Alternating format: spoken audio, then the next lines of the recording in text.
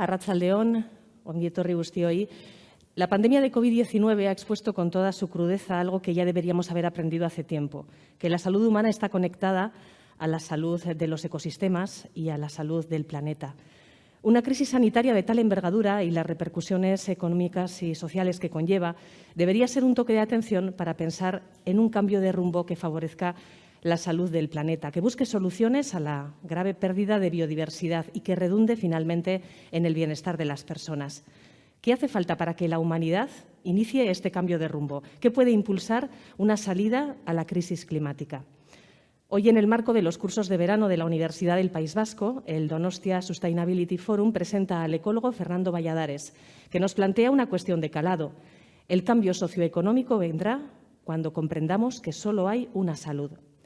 Es esta una de las propuestas del programa de jornadas abiertas gratuitas organizadas por el Foro de Sostenibilidad Donostia, eventos que cuentan con el apoyo de la Fundación BBVA, el Departamento de Desarrollo Económico, Sostenibilidad y Medio Ambiente del Gobierno vasco a través de IOBE, el Departamento de Medio Ambiente y Obras Hidráulicas de la Diputación Foral de Guipúzcoa y el Ayuntamiento de Donostia.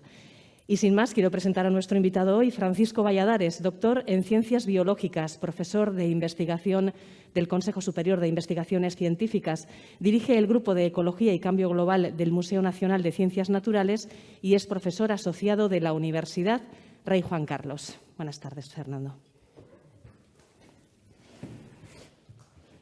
Bueno, muchas gracias por la presentación. También gracias por la oportunidad. Siempre veo estas ocasiones como una nueva oportunidad para hablar de un tema importante y que me obliga pues, a intentar sintonizar con la audiencia. Muchas veces no tengo la ocasión de conocer quién está realmente ahí, pero intento imaginármelas, intento traer temas que dentro del tema básico que se ha mencionado en el título y que ya el título tiene un mensaje, es una propuesta que os hago y que espero daros material para que vosotros y vosotras pues veáis si tengo o no tengo razón o hasta qué punto tengo razón.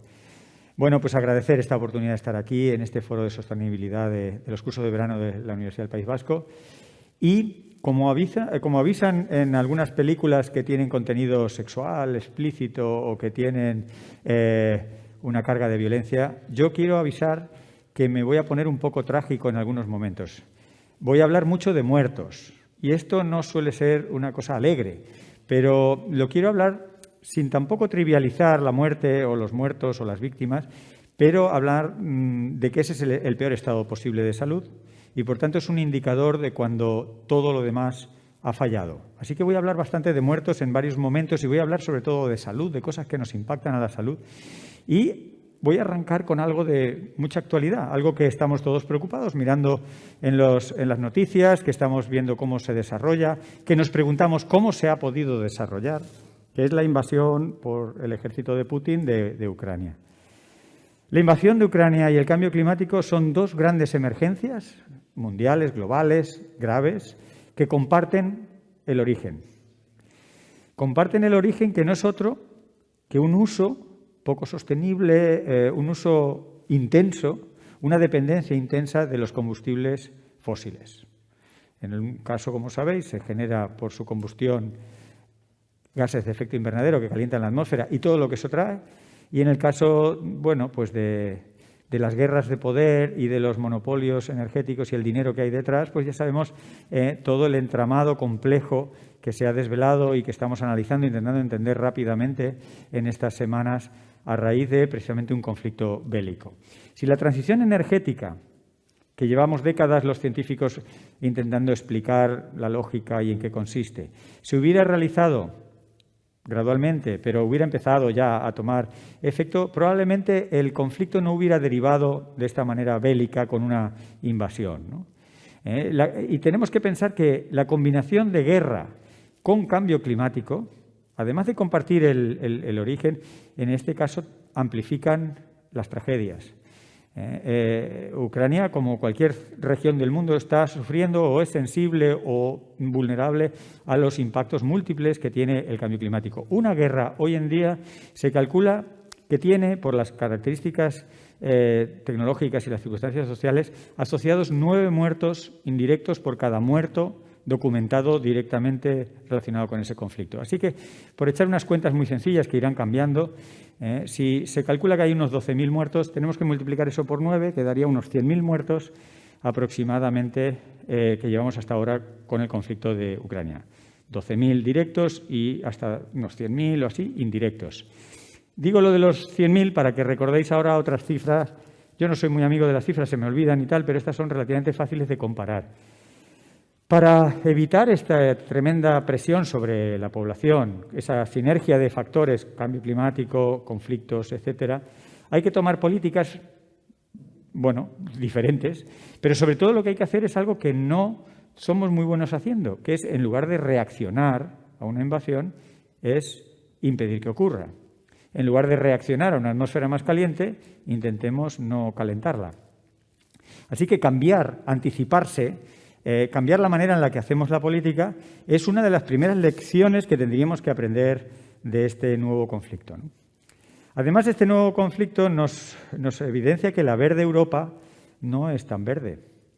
Digamos que presumimos de una sostenibilidad que de momento no ejercemos tan literalmente. De hecho, es evidente que Putin barajó que las sanciones de las que sería acreedor no serían muy altas por la fuerte dependencia de su gas que tenían países como Alemania y en general en Europa, que se calcula que el 38% del gas que consumen, las cifras pueden ir un poco arriba o abajo, pero es gas ruso, con lo cual Putin jugaba un poco sobre seguro, aunque la jugada igual no le ha salido todo lo bien que él calculó, pero en cualquier caso, esto ha puesto sobre la mesa que Europa no es muy sostenible. No quiero entrar en la taxonomía de las formas de energía que quizá algunos hayáis oído, muy polémico. Esto es como lo de pulpo como animal de compañía, ¿no? Según una nueva taxonomía europea, el gas y la nuclear son, que sepáis, energías bastante limpias, cosa que, pues como pulpo, ¿no? Por mucho que lo tengas, no te acompaña mucho. Algunos países estarán ahora más dispuestos a replantear su mix energético, su modelo de producir energía, ¿no? Sería el caso de Alemania, desde luego. Pero también incluso iniciativas privadas están ahora pensando en derivar algunas inversiones. Ya se ha documentado el caso de la British Petroleum y de Shell. Un poco tarde y un poco impulsados por algo que, por desgracia, ya ha ocurrido, ¿no? Bien, el cambio climático también mata.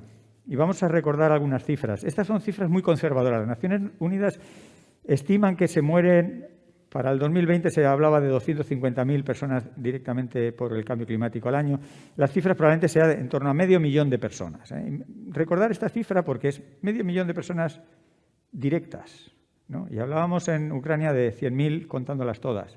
Claro que lo de Ucrania puede crecer, por desgracia, y seguramente crecerá un poco, ¿no? Pero se calcula que en el último siglo en Europa han muerto 191 millones de personas, incluyendo las dos grandes guerras, 191 millones de personas. El cambio climático mata 500.000 aproximadamente cada año y la cosa va creciendo. Y si tenemos en cuenta que el cambio climático afecta a nuestra salud de muchas maneras, no solo está el clima extremo, con golpes de calor, con olas de frío, con inundaciones, ¿no? Ese clima salvaje que sale en las noticias, sino el cambio climático afecta a muchas cosas. Afecta a la distribución de los vectores de enfermedades infecciosas, afecta a alérgenos en el aire, complica muchos problemas, muchos cuadros de enfermedades cardiorrespiratorias. Por supuesto, afecta a la disponibilidad de agua, a la disponibilidad de alimentos. Es el impulsor de más de la mitad de los movimientos migratorios de la especie humana. Cuando sumamos todas estas causas, imaginaos lo difícil que es sumar todo esto, se estima que el cambio climático se lleva por delante decenas de millones de personas todos los años. 500.000 aproximadamente de forma directa y varias decenas de millones juntando todos estos efectos indirectos, para poner en perspectiva. Y ahora vamos a repasar una lección de epidemiología que hemos aprendido a la fuerza en esta época de pandemias, ¿no? Que es el concepto de inmunidad de grupo. Voy a hacer este pequeño introducción a un tema que podríamos desarrollar mucho y luego, si queréis, en las preguntas lo desarrollamos más, ¿no? Pero es el valor de la naturaleza. Pero primero recordemos qué es la inmunidad de grupo. Todos la tenemos presente, pero es las ventajas que tiene una persona sin vacunar en un entorno de personas vacunadas o inmunizadas porque hayan contraído la enfermedad. Esa persona se libra porque en su entorno está la mayor parte de la gente, ¿no?, inmunizada o vacunada. Bien, hay un concepto relacionado que es mucho menos conocido y que tiene un valor preventivo bastante mayor. Porque para la inmunidad de grupo alguien tiene que enfermarse. La vacuna hay que desarrollarla. Normalmente en el proceso muere gente. Sin embargo, esto que se denomina, lo pongo entre comillas, inmunidad de paisaje, porque es una analogía, es una estructura y una dinámica de paisajes que reducen los riesgos de que una enfermedad infecciosa pase al ser humano. Y se sabe, está documentado, hay distintos procesos. También, si tenéis curiosidad, podemos entrar a explicar casos concretos para enfermedades concretas. Pero en general sabemos que la biodiversidad y paisajes funcionales que recogen todos los procesos e interacciones entre las especies son un buen seguro ante enfermedades infecciosas. No las elimina completamente, ni mucho menos, pero la prevalencia de esa enfermedad y los riesgos para que salte a humanos bajan significativamente. Y hay actividades que son propias de la restauración ecológica que, sin embargo, como tienen un impacto positivo tan alto y tan claro sobre la salud humana, deberían entrar en el cajón de salud pública, ¿no? Restaurar ecosistemas en ocasiones se puede considerar y se debe considerar como una parte de la salud pública.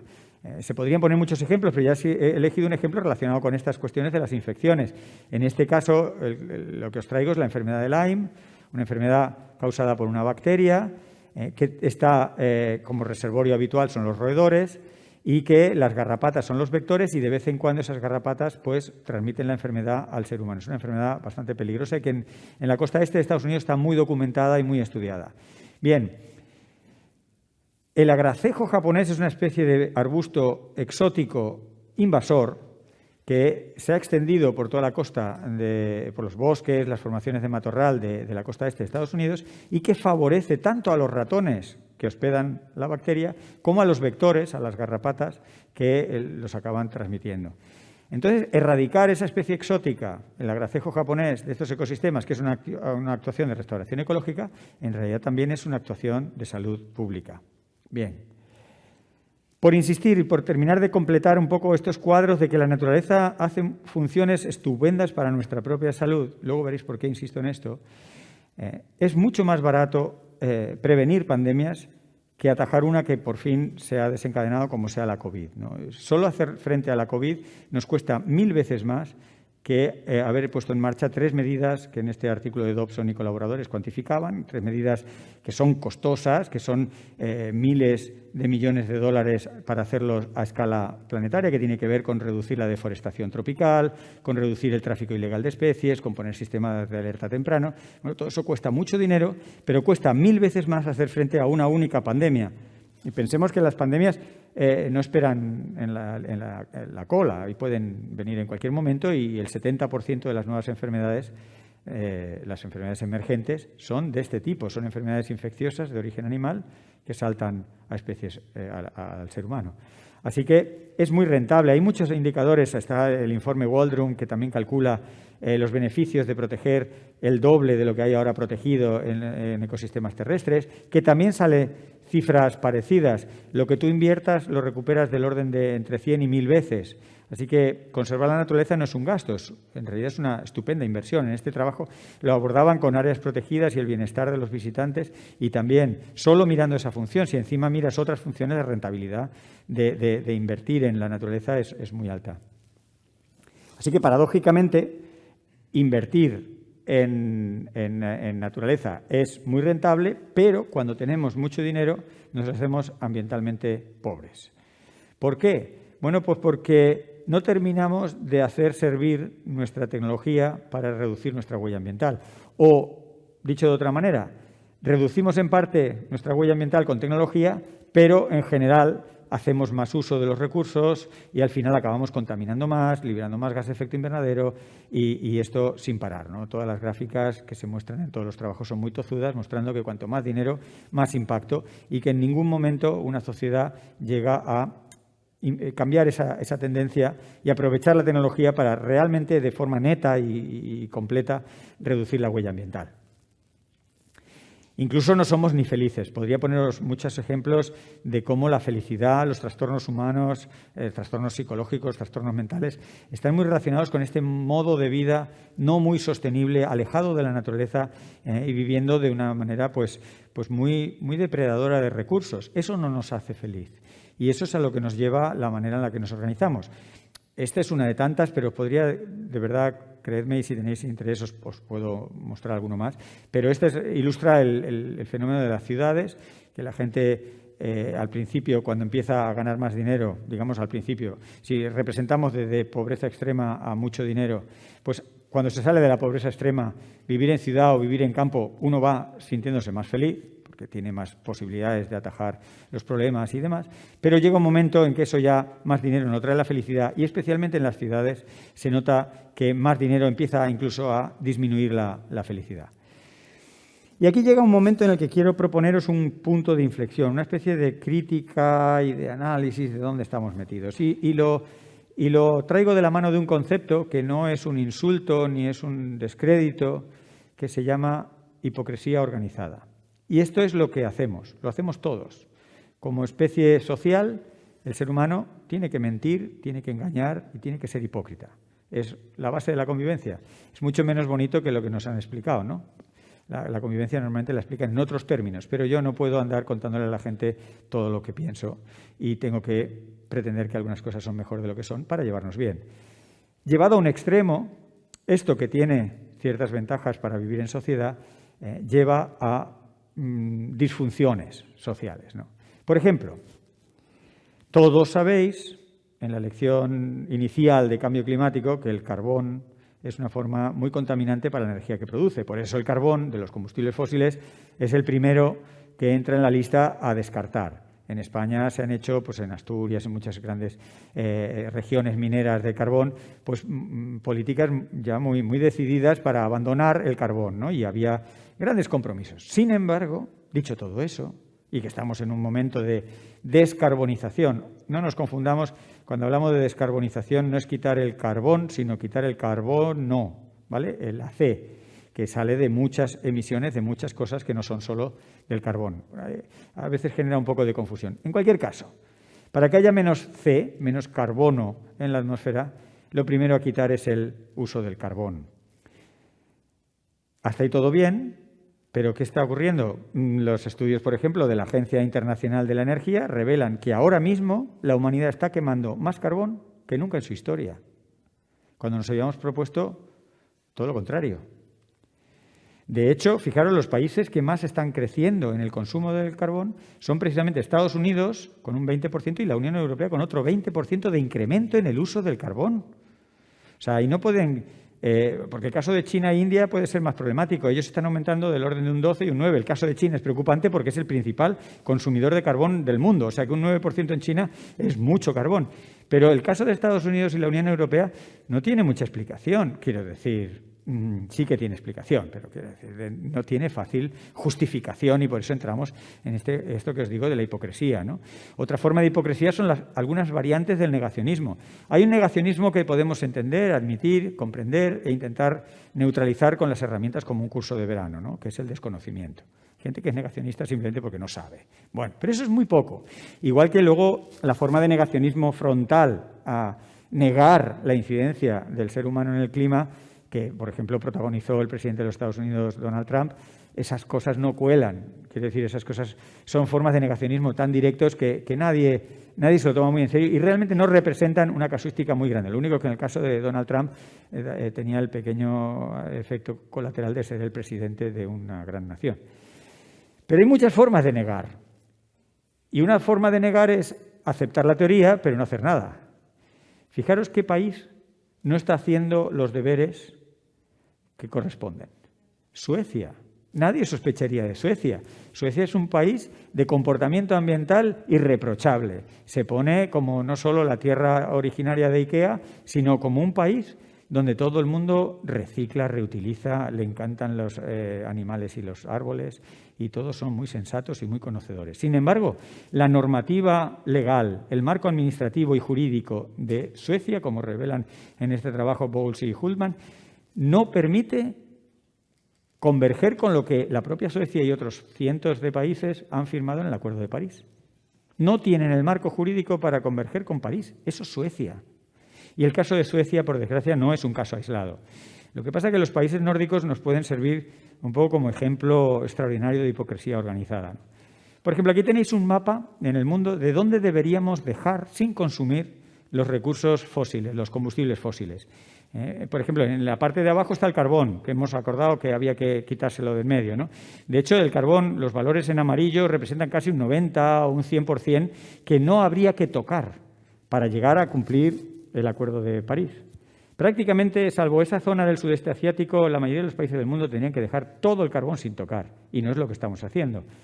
Con el gas, bueno, ahora estamos todos hablando de gas, todos sabemos muchísimo de gas, porque el gas está por las nubes, el gas está determinando lo que nos cuesta todo, y habría también que dejar de en orden de un 50, un 60, en algunos sitios más, en otros sitios un poco menos, pero en torno a un 60% sin tocar. Y con el petróleo la cosa se puede relajar un poquito más, pero tampoco mucho. Podríamos dejar un 30, un 40, o sea, podríamos consumir un 30 o un 40, pero hay que dejar todavía mucho petróleo en el suelo. ¿Vamos a vencer esa tentación? O sea, es verdad que el petróleo fácil ya no lo hemos gastado. Hace unos años se calculó ya que pasamos el momento del petróleo fácil. Ahora el petróleo, en muchos casos, sale rentable porque hay subvenciones, pero cuesta más energía extraer el petróleo de la que te da el petróleo que extraes. Esto también hay que hacérselo ver, ¿eh? Pero como hay subvenciones, interesa que the show must go on, ¿no? El show debe continuar, pues se subvenciona para que extraigas un petróleo que cuesta tanto sacarlo que te gastas más, vale más el collar que el perro. La pregunta sigue ahí. ¿Venceremos la tentación, aunque sean algunos petróleos difíciles de sacar? ¿No los vamos a sacar? Pues fijaros, en este informe del Bank Rolling Extinction Report analizan con un índice que tiene su gracia y sus limitaciones, un índice de verdor, de cómo han planeado los distintos países la salida de la crisis de la COVID. Unos lo han planeado más verde, otros menos verde. Bueno, España no está mal, está en un quinto o sexto lugar, bastante razonable, con un valor de verdor, al menos sobre la mesa, bastante, como digo, razonable. Sin embargo, en el lado de la izquierda están los malos. Y los malos, los sospechosos habituales, no nos van a sorprender. Muchos de ellos está Brasil, Rusia, Turquía, Arabia Saudita, Singapur. Pero está Noruega. ¿Qué hace Noruega ahí metida? Claro, Noruega está porque debajo del pie de los noruegos hay mucho petróleo. Y ellos mismos han reconocido que de momento no van a vencer la tentación. Así que tenemos que comprender, entender en lenguajes muy claros y muy diáfanos que el mercado, las leyes del mercado, esas famosas leyes que en muchos momentos parecería que son como la ley de gravitación universal, que eso no hay quien lo cambie, las leyes del mercado. El precio de mercado del tomate. Son como cosas sagradas y son cosas bastante arbitrarias que nosotros podemos cambiarlas. Pero bueno, asumamos las leyes de mercado como un modus operandi de la economía bastante, digamos, pegajoso y difícil de cambiar. Pero es que no funcionan con la salud ni con el medio ambiente. Las dos cosas que hoy estoy intentando conectar e ilustrar, ¿no? No funcionan porque los precios de las cosas relacionadas con el medio ambiente o con la salud no reflejan las preferencias de la gente, ni siquiera los costes de producción. En consecuencia, se producen menos bienes o menos servicios de los que son necesarios, como un aire limpio, agua limpia, porque no tienen precio. Al no tener precio, pues se producen los que se puedan producir, los que nos parezca bien producir, pero el mercado ahí no está determinando nada. Así que no podemos esperar que las leyes del mercado regulen esto. Y los desperdicios, y todos los desechos radiactivos, sucios, contaminantes en el aire, en el agua, en la tierra, todo eso, ¿quién lo paga? ¿El mercado? Eso se conocen como externalidades y ahí van quedando. Así que, volviendo a este tema un poco terrible de qué morimos, aquí tenéis una gráfica de qué morimos. Las 3 cosas por las que morimos no van a sorprender a nadie. Enfermedades cardiovasculares con 18 millones. Acordaros un poco las cifras que barajábamos al principio. Cánceres con unos 10, enfermedades respiratorias con unos 4. Esas son las principales causas. Por en medio de la tabla me gusta siempre recordar en torno a 1 millón de personas que mueren todos los años, que es más o menos lo que se llevó por delante en el primer año la COVID. En torno a eso que nos escandalizó, nos confinó en casa y demás, en torno a eso, valores algo arriba o abajo, está la malaria, está el SIDA, Están los accidentes de tráfico, el suicidio. Hemos normalizado muchas de esas muertes y ahora tenemos unas nuevas muertes que nos preocupan mucho, que es la del COVID. Pero hay muchas muertes de ese orden de magnitud, ¿no? La mayoría de estas muertes son lo que se consideran muertes evitables. Las muertes evitables son aquellas muertes que estadísticamente no correspondería que hubieran ocurrido. Por eso se llaman evitables, porque estadísticamente esta persona todavía podría haber vivido 4, 5 o 15 años más. ¿Por qué murió? Normalmente esas muertes evitables son por vivir en un ambiente malo para la salud. Y malo para la salud, no sé aquí cómo andáis en Donosti, pero en Madrid muchos días te levantas, abres la persiana y dices, este es un día malo para la salud. O sea, la atmósfera con ozono, azufre de dióxido de azufre, dióxido de nitrógeno, contaminantes, las famosas partículas PM2,5 que son tremendas. Y eso lo respiramos, vamos al colegio, al trabajo y ahí estamos, metidos en esa sopa que no es buena para nada y que acorta nuestra vida y que acentúa muchas causas de muerte y hace esas muertes que decimos evitables, ¿no? Para ver algunas cosas un poco en positivo, cuando pensamos que el cambio climático, abordarlo, supone cambiar nuestro modo de vida, reducir las emisiones, nadie quiere hacer eso, ¿no? Todos queremos seguir como estamos o incluso pues más. De todo lo que hacía, pues más. Si viajaba 3 veces al año, pues ahora si puedo viajar 5, mejor. Si tengo un coche, pues mejor si tengo 2. Todos queremos más, ¿no? Bueno, por eso nadie quiere ir a menos, que es lo que proponen los científicos en los informes del IPCC, diciendo, vamos a ver, hay que reducir emisiones y por mucho que hagamos encaje de bolillos, reducir emisiones de gases de efecto invernadero es, bueno, por la lista de actividades que emiten CO2, menos.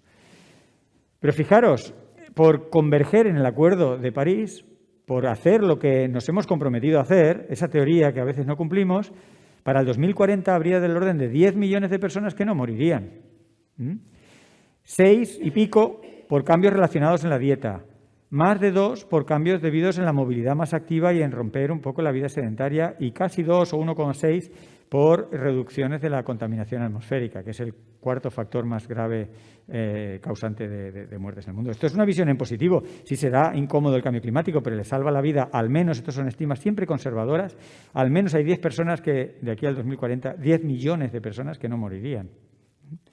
Así que, bueno, llegando un poco al final, voy a hacer algunas propuestas. Hay 4 aspectos que necesitan un cambio tangible y radical, en 4 ámbitos. Y cada uno de esos ámbitos, los cambios no están propuestos por alguien como yo, que viene de la ecología, sino están propuestos por los propios especialistas de ese ámbito. ¿Cuáles son esos 4? El primero es el propio sistema socioeconómico. Y esto está mal que lo diga yo, pero yo me apoyo en economistas. Uno puede elegir leer economistas de los que están en los libros de texto, que yo personalmente no los entiendo muy bien, que dicen cosas como eso, el crecimiento ilimitado y unas curvas que nadie entiende muy bien, o los que ganan ahora los premios, ¿no? los premios Nobel. Los premios Nobel de Economía hablan un lenguaje que podemos entender todos. Está cargado de sensatez y de medio ambiente. Y, por ejemplo, Joan Martín Alier, uno de tantos buenos economistas que viven de origen español, ya muy mayor, ¿no? Pues dice que no hay que hacerle mucho caso a los economistas, ¿no? Hay que cambiar la manera de medir lo que hacemos y quitarle importancia a lo que digan los economistas. Dicho por un economista. También podría poner aquí las conclusiones de los informes del Foro Económico Mundial, allí donde realmente se habla de dinero, de esas cifras de muchísimos ceros que uno no sabe, se marea cuando las oye. Las grandes entidades financieras que se reúnen en Davos en febrero todos los años emiten un informe que también podemos entender todos nosotros, porque hay algunas gráficas de colores, que no hace falta más que entender, llenas de verde, porque lo que amenaza a la economía no es la economía. Lo que amenaza a la economía es el medio ambiente, dicho por economistas. Vale, hay que cambiar el modelo económico y de las cosas que hay que cambiar, que son varias y todas bastante complicadas, está el escurridizo y perjudicial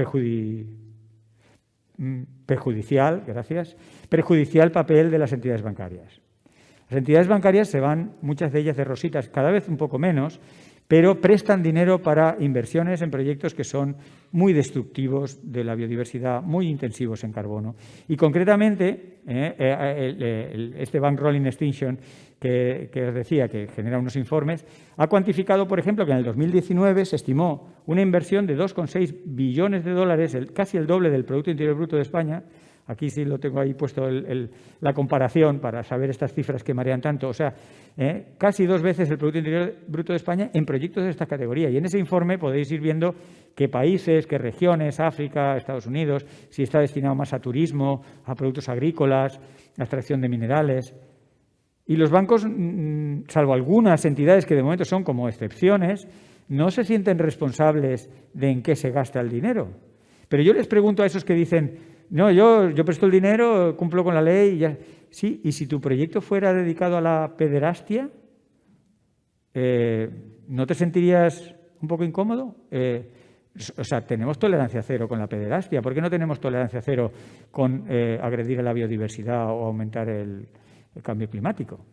No digo que sean comparables, pero uno puede establecer líneas rojas y decir, no se presta dinero a este tipo de actividades. O si se presta, a ver en qué condiciones y a ver cómo se compensa, mucho más estricto. Eso es un tema muy concreto que se puede y se tiene que cambiar cuanto antes de forma generalizada al sector bancario, pero eso es una parte del sistema económico. Otra cosa que hay que cambiar es el modelo energético.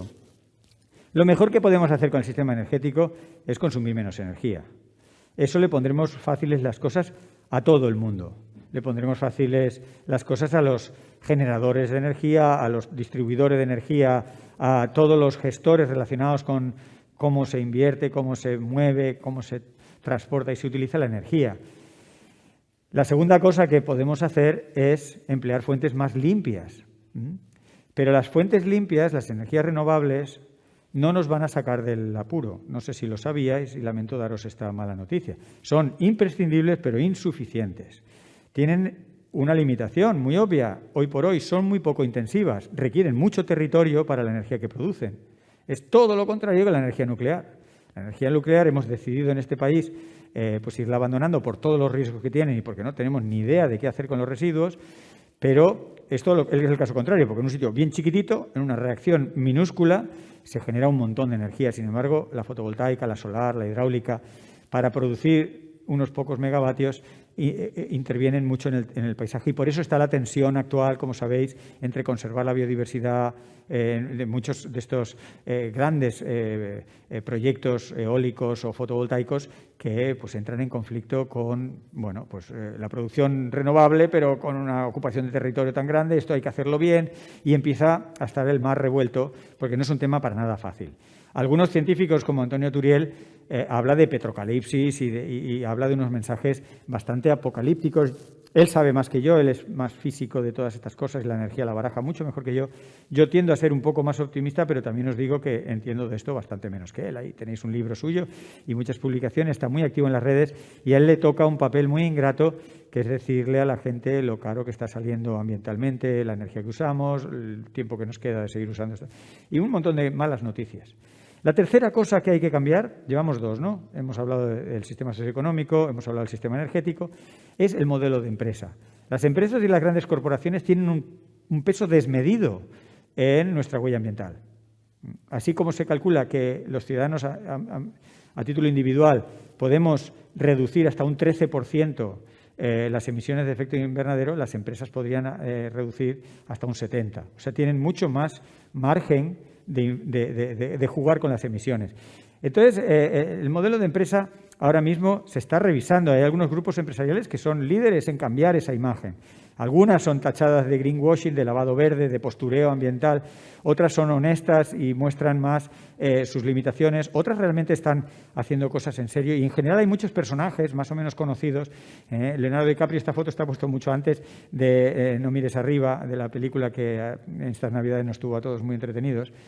Pero el modelo de empresa es importante cambiarlo y algunos, como por ejemplo el jefe del IBEX, Larry Fink, pues está haciendo algunas cosas llamativas. No sé por cuánto tiempo, no sé como cuánto de efectivas, pero hace un par de años a 4.800 directivos de más de casi 3.000 compañías los pilló con el paso cambiado. Vinieron todos felices a contarle los beneficios económicos que habían tenido y Larry Fink vio que los habían conseguido de una manera poco sostenible y los vetó. Y se quedaron como absolutamente en evidencia y sorprendidos, ¿no? Internamente, muchas empresas, muchos sectores, esto es una gran financiera, la BlackRock es la mayor gestora mundial de activos. Algunas cosas podrían estar cambiando, ojalá. Y la cuarta y última de las grandes cosas que tenemos que cambiar es el concepto de salud. Un poco lo que hoy me ha traído aquí, que lo he puesto en el caso más extremo, he hablado mucho de muertos y demás, pero que en realidad la felicidad, el bienestar, muchos aspectos psicológicos y físicos de la salud humana tienen que ver con este concepto de salud planetaria, o también por las Naciones Unidas One Health, una salud, que tiene que ver con una salud vista de una manera mucho más integrada. Recordar esos ejemplos que os hablaba de inmunidad del paisaje, de lo bien que se está cuando estás en un espacio bien protegido. Podría poner ejemplos en medio urbano.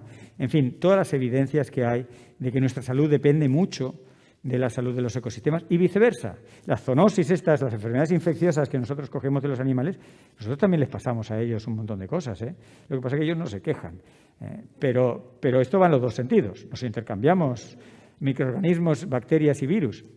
Así que el concepto de salud planetaria es muy importante irlo implicando e ir metiendo en hospitales, en estrategias sanitarias, a otros especialistas que no sean solamente médicos. Pensemos que resolver la enfermedad con hospitales es una tragedia. Lo que hay es que evitar que la gente vaya a hospitales.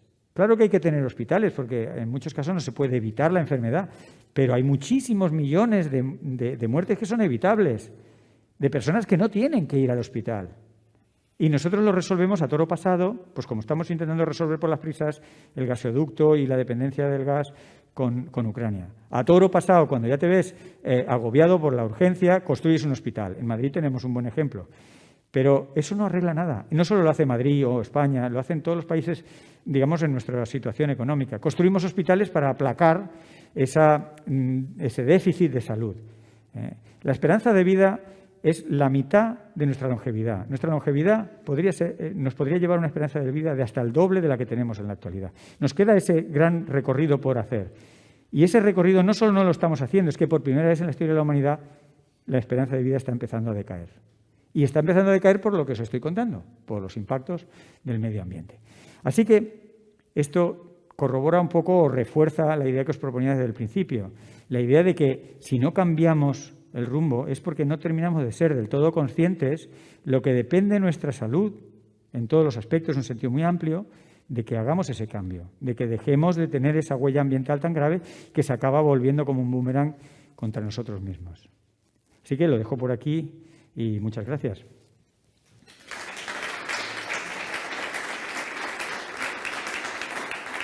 Abrimos a continuación unos momentos dedicados al coloquio con Fernando Valladares, momentos que abrimos también al público presente en la sala y, desde luego, a aquellas personas que nos están siguiendo a través de la emisión online. Hay ya bastantes preguntas, Fernando. Creo que tu exposición no ha dejado indiferente a nadie, ha sido realmente interesante. Bueno, la verdad es que esta última cuestión que mencionabas, que no somos conscientes, que parece que no somos conscientes realmente del problema al que nos enfrentamos, vivimos en una auténtica paradoja, porque los informes científicos sobre el cambio climático, sobre las causas, sobre las consecuencias para la salud, sobre esas pérdidas económicas, movimientos migratorios, en fin, sobre todas las consecuencias que tiene, que son amplísimas, pues son demoledores. Hay muchísima evidencia científica de décadas ya acumulada. ¿Por qué no se quieren asumir esas ideas, esos planteamientos? ¿Por qué parece que seguimos mirando hacia otro lado? ¿Por comodidad, por cortoplacismo, porque es mejor seguir consiguiendo riqueza a corto plazo y seguir avanzando como si el crecimiento no tuviera límite? Bueno, has mencionado ya unas buenas razones. De hecho, es un ejercicio que hacemos con los estudiantes en la universidad, que respondan ellos mismos en su entorno, con la pequeña exploración que puedan hacer en la bibliografía, precisamente a esa pregunta: ¿por qué no hacemos nada? Si miramos el informe Meadows hablaba de los límites del crecimiento hace 50 años. 50 años. Si miramos la Cumbre de la Tierra en el año 92 en Río de Janeiro, se decían muchas cosas de las que hoy hemos hablado, de las que uno puede leer en los informes del IPCC en el 92, hace ya 30 años. Entonces, sí que tenemos la sensación de que no hacemos nada. Realmente sí que hacemos muchas cosas, pero digamos que esto es lo que percibimos es el resultado neto de lo que hacemos bien y lo que hacemos mal. Y hacemos mal más rápidamente que lo que hacemos bien. Entonces la situación va subiendo y es verdad que estamos haciendo cosas. El orden mundial, la eficiencia energética, los modos de vida, hay muchas cosas que se han mejorado, pero en proporción ha crecido mucho más la emisión, un poco uno de los resultados que hoy mostraba, más la emisión de gases de efecto invernadero y, por tanto, el efecto neto es que seguimos calentando más y más la atmósfera. Entonces, ¿por qué no hacemos nada? Bueno, habría que pensar también la otra parte de la misma pregunta. ¿Por qué vamos a hacer algo? ¿Cuáles son las razones que tendría un ciudadano de a pie para hacer algo? Esto es muy incómodo. Todos tenemos que pagar las facturas a fin de mes, todos tenemos preocupaciones tangibles. Una gran diferencia entre la COVID y el cambio climático es que la COVID estaba ahí.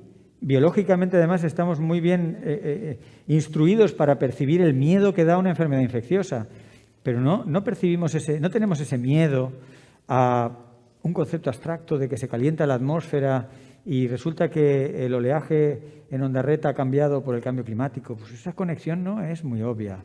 Y el cambio climático no lo terminamos de incorporar en nuestro día a día. No lo vemos tan brutal como ha sido, ¿no?, una enfermedad infecciosa. Entonces hay un distanciamiento conceptual, emocional con el cambio climático. Hay un montón de inercias. Algunas, por eso hablaba del modelo socioeconómico, algunas inercias heredamos una manera de hacer riqueza y de desarrollarnos que tiene esta gran huella ambiental. Y cambiar eso significa cuestionar el origen y, por tanto, igual que decía que Ucrania y el cambio climático comparten esa dependencia de los combustibles fósiles, pues ahora si vamos al origen, pues tenemos que reorganizar nuestra economía, la manera de celebrar unas cosas y entristecernos de otras. Siempre digo que miréis a los telediarios y a las informaciones económicas con unos ojos un poco alternativos. Es la economía la que nos ha traído aquí. Entonces, cuando te den como buena noticia que la economía vuelve otra vez a ser la que era, igual no es tan buena noticia. Yo lo dejo un poco ahí. O sea, no tenemos una alternativa completa al sistema económico. Tampoco es tan fácil como decir, fuera, se acabó el capitalismo, mañana todos como quien cambia de ordenador y cambia de sistema operativo. No tenemos esa alternativa. Pero sí tenemos que ir pensando que de ahí vienen unos problemas muy graves. Ese sería ir al origen. Podemos ir poniendo medidas compensatorias, parches, solucionar problemas, efectos colaterales, detener algunos efectos en cascada, la eficiencia energética, la economía circular. Hay un montón de cosas que sí se van haciendo para compensar en parte, pero no nos terminamos de lanzar a abordar cómo se organiza la sociedad actualmente, que es el origen del problema.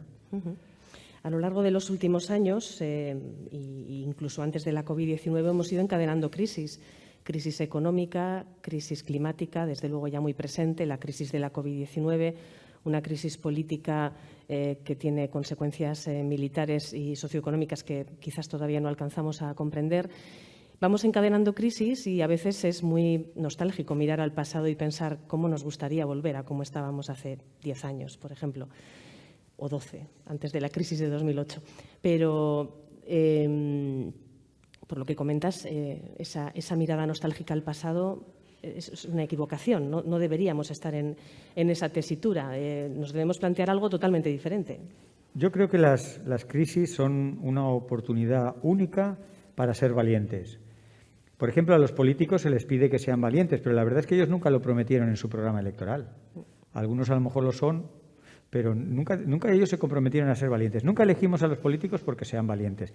En un político la valentía se mide en las posibilidades de ser reelegido. Esto hay indicadores, ¿no? Los políticos valientes son menos reelegidos. Del mismo modo que los políticos que mienten son más reelegidos. Y son esas paradojas con las que hay que vivir. Esta es la sociedad en la que estamos. Y lo que digo no me lo estoy inventando porque a mí me parezca. Os puedo dar citas de artículos científicos, de áreas de psicología, ensayos, tal. La gente en la sociedad descalifica determinadas cosas, como la mentira, pero sin embargo luego le va mejor a un político que miente o a un político que no es valiente. Bueno, pues yo creo que hay que romper esa dinámica de esperar de los políticos cosas que ellos tampoco prometieron. Vamos a intentar hacerlo nosotros. Vamos a ser valientes nosotros. En nuestro caso, ser valiente, ¿qué significa? Pues atrevernos a cosas que tengan riesgo.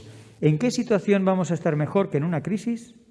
En cuanto a cuánto ganamos por lo que perdemos. Si una crisis es precisamente por definición una situación en que las cosas están mal, hay poco que perder. y mucho que ganar.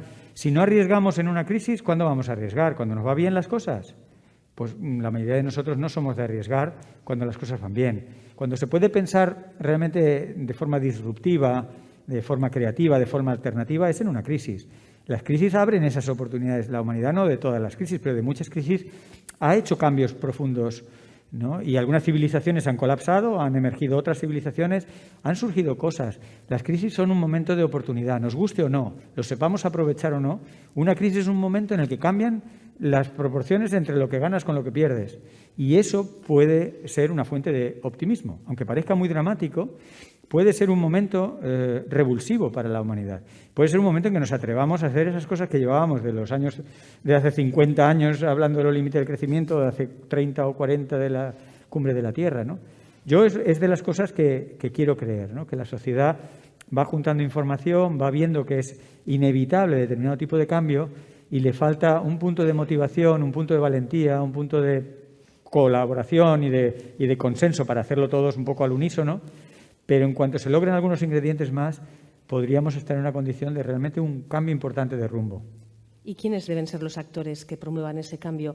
Un cambio que tiene que ser primero mental, de reacomodación mental en cierta manera a estos nuevos planteamientos, pero luego de acción real. De acción real, además, has mencionado cambios en el ámbito económico, en el ámbito sanitario, en todo lo que tiene que ver con el modelo energético. Eso implica crecer o decrecer, esa gran, en fin, claro, hipótesis que hay ahora, ¿no? Si es mejor plantearnos ya directamente un decrecimiento sostenido y abandonar la idea de un crecimiento ilimitado. Entonces, ¿quiénes pueden ser los actores de todos esos cambios, que son muchísimos? Bueno, como son muchos cambios, son muchos los actores, empezando por la sociedad en su conjunto. Muchos de los actores, por ejemplo, los que he mencionado que tienen un peso desproporcionado, como las grandes empresas, las grandes entidades corporativas, una de las cosas por las que se les puede caer toda esa estructura económica es por la imagen corporativa, la confianza del consumidor, la confianza de los inversores, y eso puede tener mucho que ver con el comportamiento ambiental de la empresa. Si las empresas empiezan a entender eso, probablemente lo que tengan que hacer es sacrificar un poco de beneficio a corto plazo y buscar realmente la sostenibilidad de su negocio al medio o largo plazo.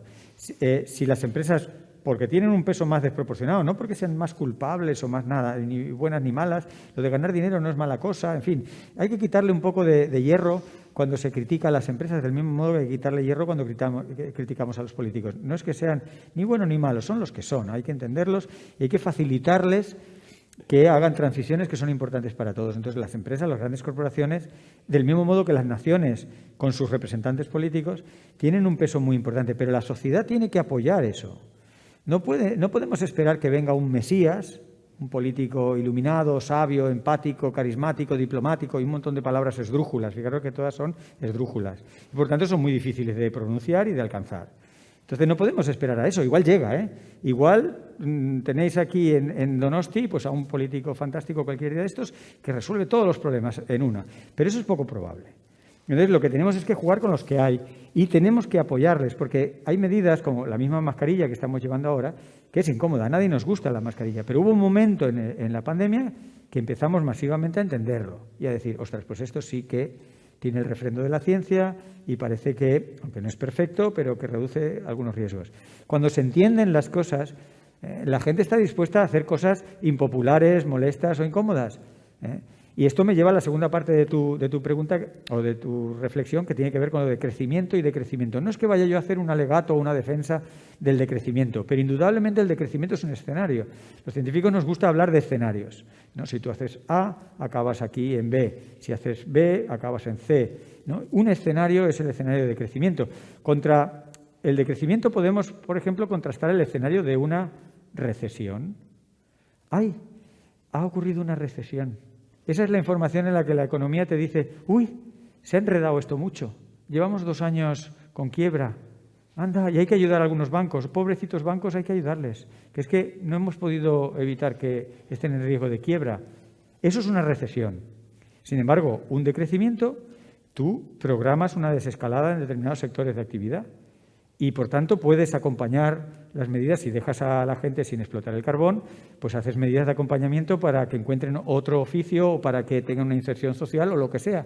Lo programas. La gran diferencia entre una recesión y un decrecimiento, el resultado final es más o menos el mismo, solo que en uno hay muchos efectos colaterales debidos precisamente a que las recesiones ocurren y la economía tiene muy poco valor predictivo. Es una ciencia un poco floja porque no tiene modelos potentes predictivos hacia el futuro. Puede explicar el pasado, más o menos, pero hacia el futuro no va bien. Entonces, las recesiones ocurren, hay alta probabilidad, hay volatilidad en los mercados, hay pero probabilidades que se materializan o no se materializan. Sin embargo, un decrecimiento es un escenario controlado de desaceleración económica que no tiene que ser ni súbito ni global, ni afectar a todos los campos por igual y que puede ayudarnos a transicionar hacia otro modelo social, ¿no? Entonces, el decrecimiento tiene ventajas indiscutibles. Creo que nadie puede cuestionar las ventajas que tiene el decrecimiento, igual que lo que decía, las ventajas de que consumamos menos energía. Indudablemente nos va a ir a todos mejor. Es que la red eléctrica española va a ir con más margen si los españoles chupamos menos energía. Todo lo que sea gastar menos, consumir menos, te deja más margen económico, social, energético, ambiental. Entonces, que queramos voluntariamente entrar en eso va a ser poco probable, pero si se orquesta, si se planea, si se explica, si se comparte y se habla, pues a lo mejor podemos ir transicionando. Y como digo, un escenario muy extremo sería un decrecimiento para mañana en todo, pero no estamos hablando necesariamente de eso. Seguramente los datos que has mostrado sobre países como Noruega o Suecia que pueden estar desarrollando políticas que no son muy similares a la imagen que tenemos de ellos, ¿no? De países así, pues le ha podido llamar la atención a más de una persona, porque no hay que olvidar que está planeando sobre todo este asunto, bueno, pues la situación de Ucrania y sin haber salido todavía de la crisis de la COVID-19. Y hay una persona que hace una observación recordando, y tiene razón, que toda Europa se encamina a un crecimiento en sus gastos de defensa, con lo cual, bueno, de la misma forma que de la COVID algunos países salieron empeorando sus resultados, pues parece que por aquí también vamos a tener más problemas. Eso es una reflexión muy lógica, a la que yo le diría que cuando se echan las cuentas, la violencia, distintas formas de violencia, bélica o doméstica, la violencia causa muchísimos menos muertes que cualquiera de estas afecciones que os he hablado, que se resumen en pérdida de diversidad, contaminación y cambio climático. Si sumamos las muertes directas e indirectas por un medio ambiente en mal estado, son muchísimos órdenes de magnitud, o sea, muchos ceros más que los que mata la guerra. Ya os digo que se calcula que murieron 191 millones de personas en un siglo en Europa, incluyendo 2 guerras mundiales. Es mucha gente, no debería haber muerto ninguno. No lo quiero banalizar eso. Pero si lo ponemos en comparación con todas las muertes evitables generadas por un medio ambiente en mal estado, lo que revela es que nos estamos con las armas defendiendo de lo que no nos amenaza. Claro que nos amenaza un tiro de un soldado ruso, sí. ¿A cuántos van a matar los rusos? ¿12.000, 15.000, 30.000? Ponme 200.000 si quieres. No compara con una pandemia, no compara con las muertes del cambio climático. Entonces, dinero hay. Hay un trabajo de Denis y colaboradores que salió el año pasado, ya en el 2020, a finales del 2020, en el que veía el Producto Interior Bruto global en cuánto destinábamos a armas y a protegernos de la violencia. Y era más o menos un 11%.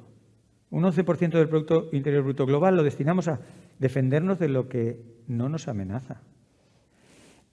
El Acuerdo de París, implementarlo, representa un 1%.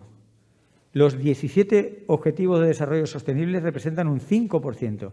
Si hacemos esas dos cosas, estaríamos gastando un 6% del Producto Interior Bruto y todavía nos quedaría casi un 5% para seguir jugando a la guerra. O sea que dinero hay, es una cuestión de prioridades, de que nos enfoquemos a lo que nos amenaza. Pero nos estamos enfocando como si fuéramos, no sé, supongo que en las épocas del Imperio Romano invertir en armas era importante. Ahora, pues realmente es ridículo. Me recuerda, es una analogía, perdonar un poco la analogía salvaje, pero me recuerda a esa falsa sensación de seguridad que si uno mira lo que se hace en un aeropuerto, ¿no? Cuando tú te cachean, te desnudan, te sacan todo y tal. Y cuando hemos visto que ha habido gente que en broma acaba en la cárcel, pero en broma ha demostrado que podía sortear en varios aeropuertos e ir viajando con cosas peligrosísimas que no le detectaron. Entonces, ¿qué seguridad realmente estamos ganando con todos esos cacheos, rayos X y demás en un aeropuerto? Muy poca seguridad. Muy poca seguridad. Pero se hace por razones psicológicas. Claro, un presidente de un gobierno que dice, vamos a comprar un fusil ametrallador y vamos a mandarle a Ucrania que se defiendan estos... Claro, eso mueve muchos sentimientos de defensa, porque esa es la defensa más básica. Yo le pego tiros. En la Constitución de los Estados Unidos, el tener armas viene de ahí, el derecho a defenderse. Entonces, la forma más primaria de defenderse es a bofetadas.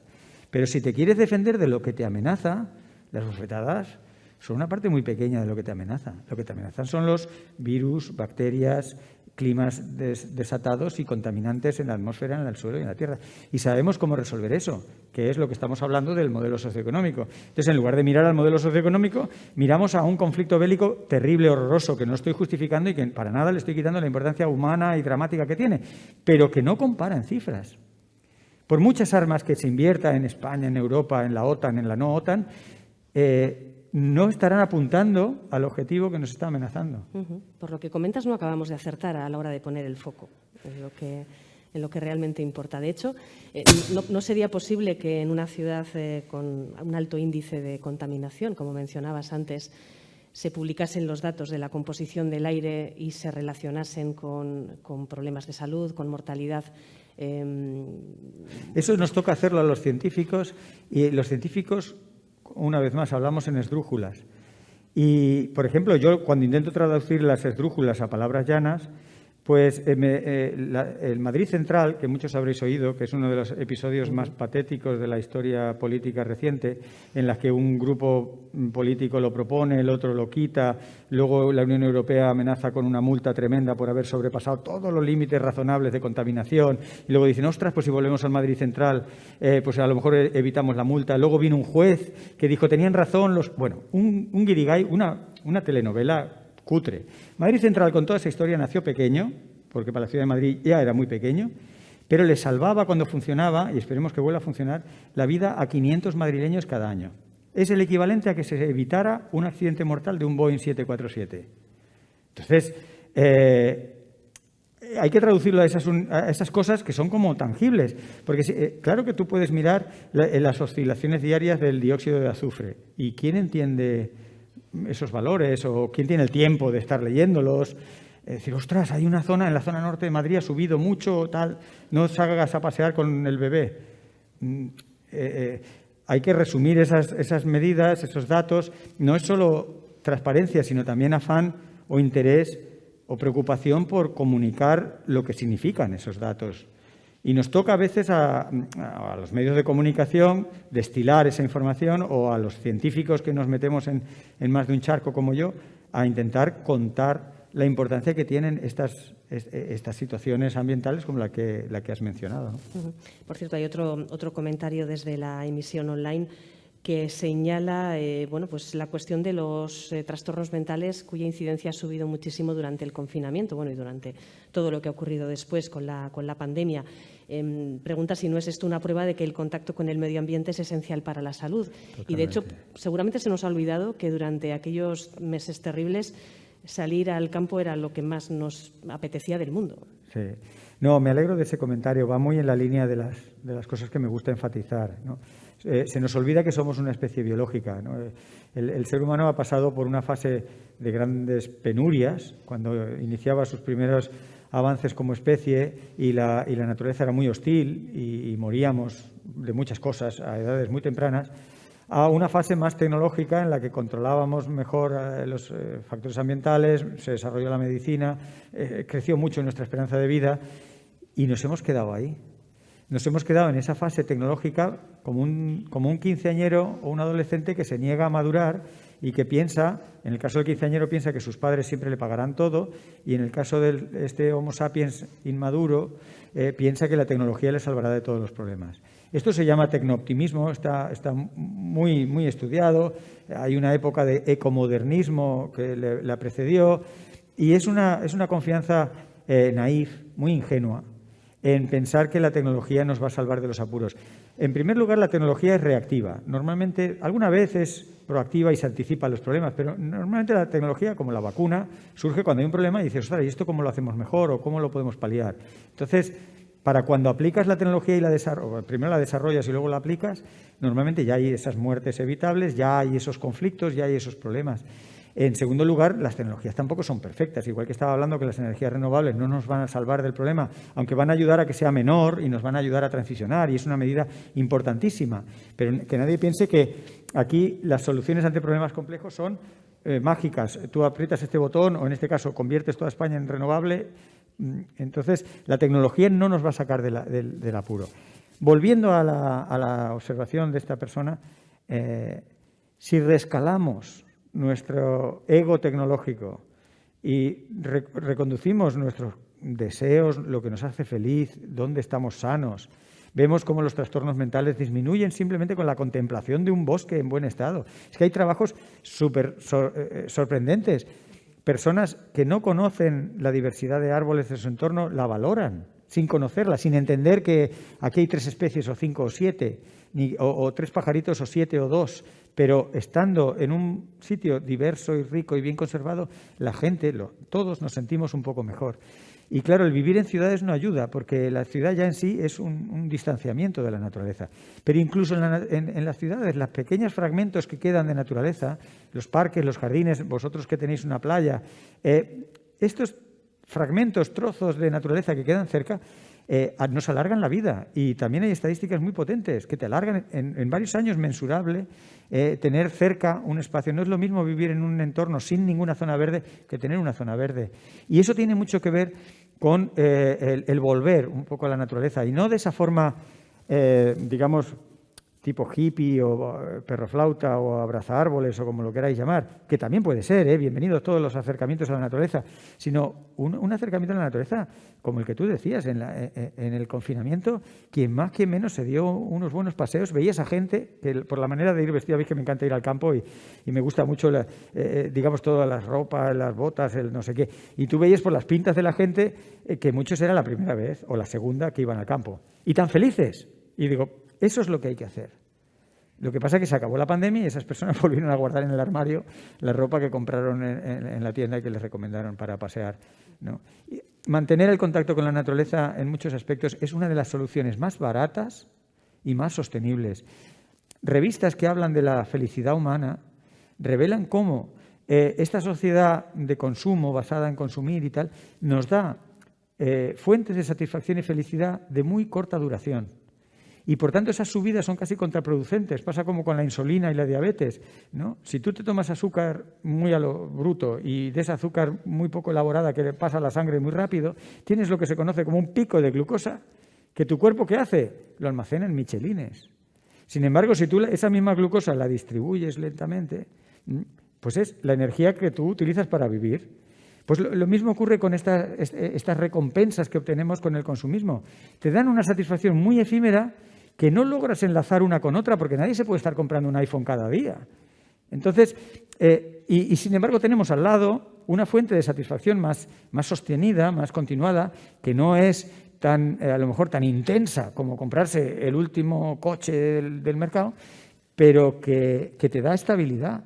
Y emocionalmente estamos bastante desequilibrados. Los índices que ahora se empiezan a saber, índices de suicidio, que sería el caso más extremo, pero de depresión, de estrés, de ansiedad, de muchos trastornos mentales, están aumentando y tiene mucho que ver con el alejamiento de la naturaleza, y la naturaleza se sabe que puede contribuir a paliar muchos de ellos. Igual que la sociabilidad, por la misma razón, porque basa los orígenes de nuestra propia especie biológica. Somos una especie social y la oxitocina media muchas de nuestras interacciones sociales. Y a veces es un poco reduccionista, parece que, hombre, ¿cómo vas a resolver esto a base de oxitocina? Hombre, no, pero está ese mecanismo y ¿por qué no lo vamos a aprovechar? La sociabilidad, el encuentro con la naturaleza, cosas muy sencillas que nos dan esa estabilidad necesaria, pues por ejemplo, para afrontar una gran crisis como en la que estamos. Si hubiera alguna pregunta en la sala, pues podemos aprovechar ahora para comentar. Uno por aquí, otro por allí. Y otro por aquí, van 3. 1, 2, 3 de momento. Tú el primero. Bueno, yo porque los he visto, si quieres tú, sí, si sí. los ves. Gracias. Pues me ha gustado mucho casi todo lo que has dicho y además de manera muy elocuente, ¿no? Gracias. Percibo una cierta tensión, por un lado, en vivir en la ciudad. Parece que está más alejado de la naturaleza, por lo tanto, no es muy buena para la humanidad. Por otro lado, vivir muy dispersos en el campo sueles tener un perfil de consumo mucho mayor. Se gasta más energía en calentar la casa. Para moverse cuesta más, la gente está más pendiente de tener un coche. ¿Cómo podríamos resolver esa contradicción o esa tensión? ¿Alguna sugerencia, por favor? Sí, hay varias sugerencias. Es una pregunta muy pertinente. ¿Cómo han surgido las ciudades? Nadie las planeó. La mayoría de las ciudades han surgido por acreción de edificios y de infraestructuras. Y después resulta que donde vivían 5.000, viven 50.000 y luego 500.000. Ahora está pensándose en las ciudades inteligentes, las smart cities, o las ciudades humanizadas, humanas, ¿no?, en las que se intenta hacer un diseño que, entre otras cosas, recoja algunas de las ideas que estamos diciendo aquí, que permitan a la gente una vida más saludable, por ejemplo, físicamente, que puedas ir caminando a los sitios, que es bueno para tu salud y para la salud del planeta, pero intercalando con zonas verdes, intercalando y conectando espacios naturales, favoreciendo. La ciudad de Vitoria se pone mucho como ejemplo y ha sido muy estudiada, con un anillo verde que empezó de una forma, si quieres, un poco humilde y que fue creciendo y fue siendo incorporada y utilizada por los habitantes de la ciudad y fue creciendo de una forma virtuosa y favoreciendo un modelo de ciudad bastante más humana. Hay una parte ineludible de vivir en ciudades. Hay una economía de recursos, como tú indicas, ¿no? Pues el tener un gran hospital, el tener un gran centro sanitario, educacional, una gran infraestructura, es más fácil cuando nos reunimos, nos agrupamos, ¿no? Y eso es una gran ventaja de las ciudades. O sea, hay ventajas y probablemente, bueno, todos los modelos apuntan con más o menos intensidad que cada vez vamos a ir viviendo más en ciudades, pero no todas las ciudades son iguales. Y luego una cosa que te he comentado es el diseño de las propias ciudades, rediseñarlas, que muchas no han sido diseñadas, o si han sido diseñadas por un arquitecto o una arquitecta solo con criterios, digamos, de pura, orgía de líneas y de simetrías, pero no de biologías, ecologías y humanidades, ¿no? Entonces, rediseñar las ciudades es una de las cosas, pero otra de las cosas es la tensión muy estéril que hay entre el medio rural y el medio urbano. Vivimos un poco de espaldas los unos a los otros. La ciudad le dice al campo lo que tiene que hacer. Se lo dice como el señor feudal le decía a los vasallos: ahora tenéis que darme vuestros impuestos o cultivar patatas o tal. Claro, la ciudad necesita del campo, porque lo que hacemos en la ciudad no se come ni se bebe. Y lo que se come y se bebe lo producen en el campo. Pero claro, el campo por sí solo no tiene una economía y necesita que alguien le compre lo que produce, y entonces tiene una fuerte... Hay, en cualquier caso, una relación, la podemos contar de como sea, pero hay una relación que no habla de una cooperación honesta, sino una explotación más o menos amortiguada, ¿no? Y esto se está traduciendo en esa España vaciada, que no solo ocurre en España, sino en muchos países desarrollados, ¿no? Pues se está abandonando el medio rural porque es duro, es difícil y no tienes esas infraestructuras. Hay personas que simplemente porque no pueden llevar a sus hijos al colegio o porque están inquietos, son personas mayores y no tienen un hospital cerca. En fin, es duro vivir en el campo tal cual está. Entonces, para compensar esas dificultades, hay que favorecer un diálogo entre la ciudad y el campo, entre el medio rural y urbano, que se está tímidamente empezando a hacer, pero que hay que acelerar. Llevarnos mejor, hacer mejores transiciones, hacer más conexiones, que parte de los beneficios de la ciudad redunden en esas otras zonas. Hay muchas cosas que habría que cambiar. Yo no soy un experto, pero participo en algunas conversaciones en este sentido y ahí hay mucho que mejorar, ¿no? Contar con la gente de los dos sitios para establecer relaciones más honestas, más positivas, con las fuertes asimetrías que hay en un medio y en otro. O sea que ya te he dado dos posibles ideas. Es un tema muy importante, no tiene una fácil resolución. Tú has iluminado bien una fuerte contradicción de las ciudades.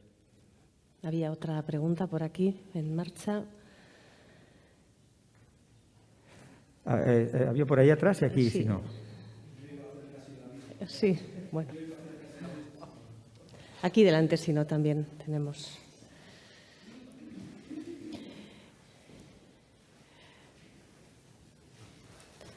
A mí también me ha gustado muchísimo la Gracias. presentación. Creo que has tocado muchísimos temas que te mueven a reflexionar y eso está muy bien. Y más de una vez te has referido a la comunicación, porque vivimos en una sociedad donde es fundamental que comuniquemos.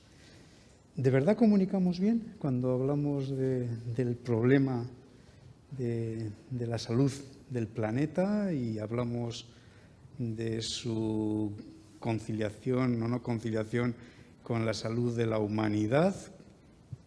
¿Van siempre bien alineadas ambas cuestiones o pueden encontrarse enfrentadas? ¿Y cómo nos podemos convencer de cuál debe ser la que prevalece?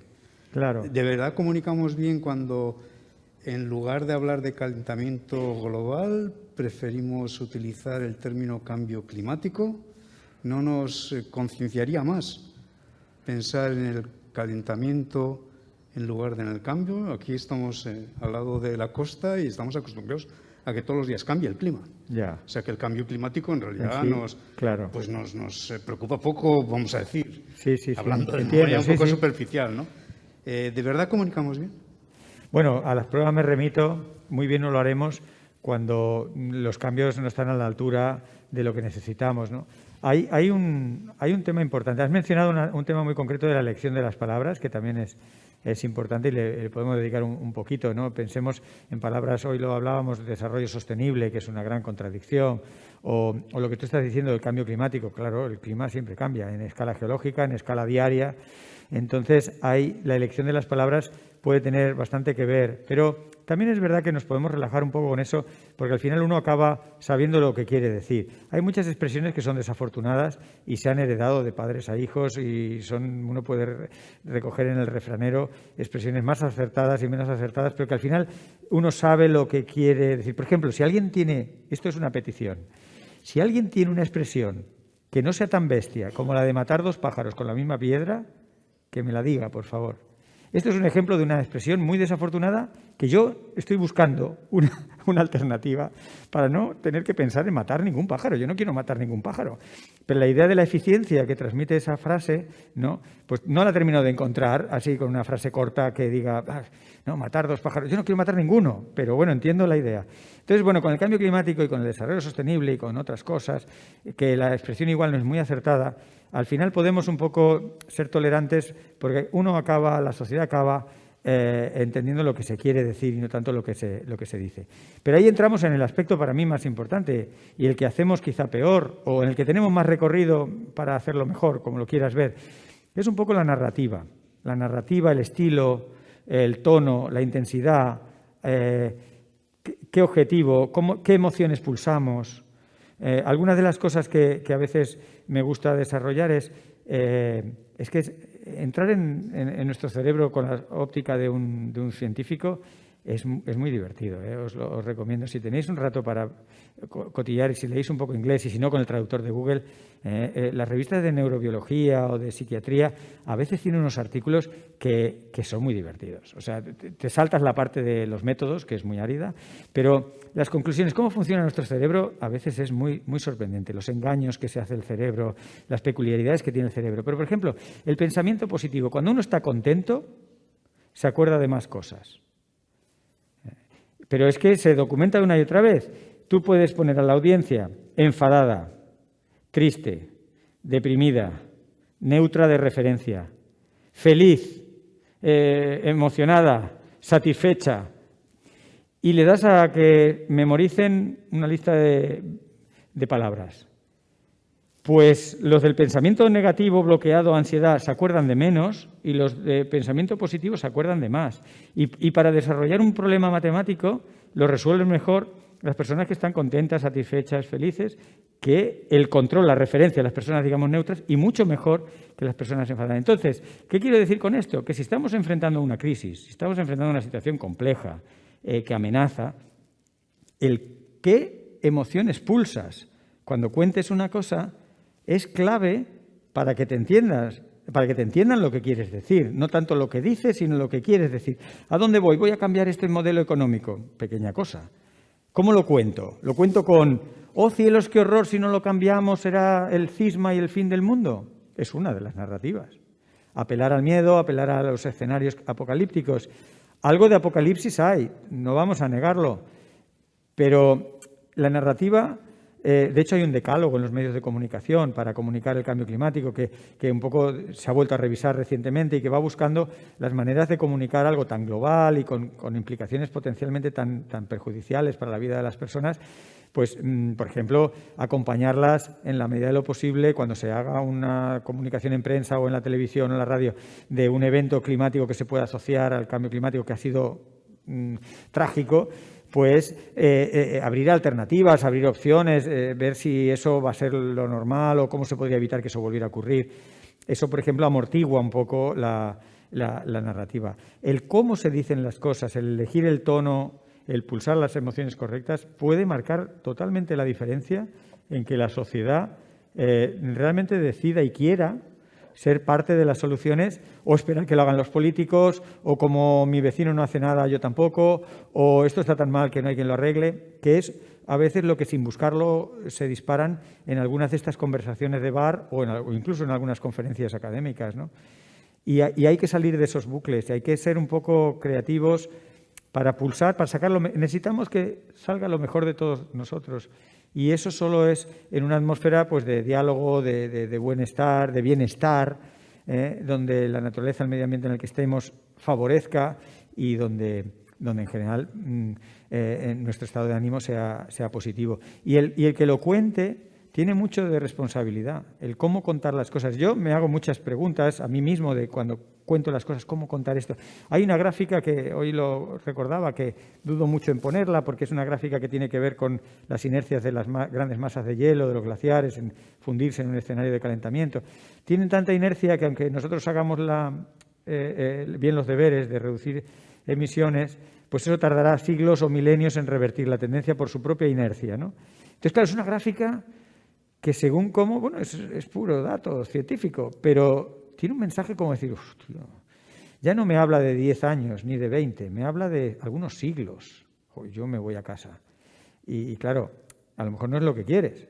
Y por eso esa gráfica, si no va acompañada de un contexto, yo personalmente soy de las que no saco. Igual que si veis, no he sacado deliberadamente el tema de la demografía humana. Cuántos somos, cuántos queremos ser, a qué rapidez o no crecemos. Es un tema muy escabroso, con muchas derivadas emocionales, personales, familiares, espirituales, religiosas. Eso merece un debate en sí mismo. Entonces, si te enredas en ese debate, a lo mejor no da tiempo a hablar de otras cosas. Hay que elegir en esto de cuando comunicas cosas de calado importantes, urgentes, hay que elegir. No se trata de ocultar, pero sí de priorizar dónde enfatizas y cómo balanceas las malas y buenas noticias, las esperanzas con fundamento, en fin. Es todo un arte. Yo como científico muchas veces digo que es un arte, o sea, que trasciende a la pura ciencia. No creo que se pueda milimétricamente decir, póngame 3 de optimismo y 2 de soluciones más 1 de... Y entonces te sale la comunicación perfecta del cambio climático. Pero tiene mucho de arte. Hay gente talentosa y son gente carismática. Por ejemplo, hay varios líderes de Asia, de África, que tienen ya solamente un talante, una manera de hablar muy tranquilo, que transmiten tranquilidad y serenidad, aunque lo que están diciendo es tremendo, ¿no? Como que las mujeres están siendo explotadas en el medio agrario, pero lo dicen de una manera que te tranquilizan, no sé cómo decirlo. Pues a veces yo miro a esas personas y digo, si tuviéramos un poco de eso en Occidente, donde enseguida nos crispamos, pues a lo mejor algunos de los debates serían más productivos. Y todos podemos aprender de todos, o sea, porque todos tenemos en la comunidad de vecinos a uno que es un incordio, o tenemos el famoso cuñado que todos le echamos la culpa en la fiesta de Navidad. O sea, tenemos ejemplos malos, pero también tenemos algún ejemplo bueno. Y todos somos arte y parte, porque la comunicación va en todas las direcciones. Así que escuchemos, hagámonos escuchar, reflexionemos, seamos flexibles, etcétera, etcétera. Y aprendamos, porque es un tema que nos va mucho en ello. Y la narrativa y el estilo es clave. Bueno, pues llegamos al final de una charla que nos ha planteado muchísimos temas para reflexionar y en un contexto también, te digo, de serenidad, ¿eh? Yo creo que ha sido bastante sereno al hablar de cuestiones que sí son duras, pero de las que hay que hablar, que es necesario comentarlas. Fernando Valladares, pues muchísimas gracias. Gracias de verdad. Gracias a todos y todas.